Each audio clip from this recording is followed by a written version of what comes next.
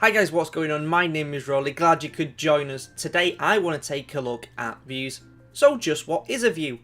Well, simply put, it acts as your camera.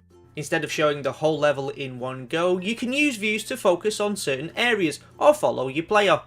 GameMaker allows you to have up to 8 views set up per room, so let's go through some of the options. First off, we have Enable the View. So as we've already discussed, if this wasn't checked, the game would show the whole of the room at once.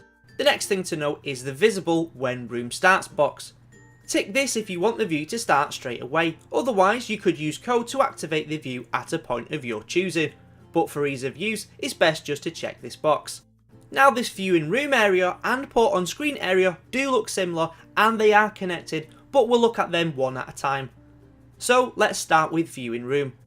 This is the area your view will capture from if we're thinking in terms of being a camera.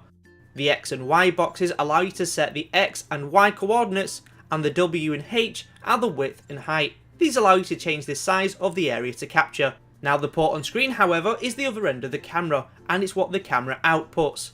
So while a lot of the time you'll want this to be the same setting as the room view, making this a different size will alter the size of the window the game plays in.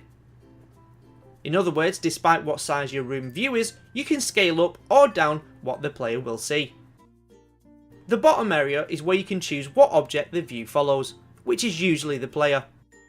HBOR and VBOR stand for horizontal border and vertical border. They determine how closely the view will follow the object you've chosen.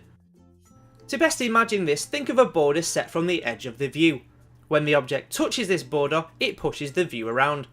Having these options set to the same size as the room view will follow the player closely, while a lower value will allow the player to move before the view moves. These last two boxes, HSP and VSP, stand for horizontal speed and vertical speed, and as you might guess, control the speed of the view. By default these are set to -1, which means they will match the speed of the object they're following.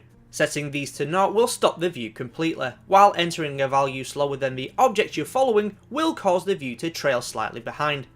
There's a load of different effects you can achieve with the view, especially if you code it yourself, but that's for another video. Well, that's it from me for now, and I'll see you next time.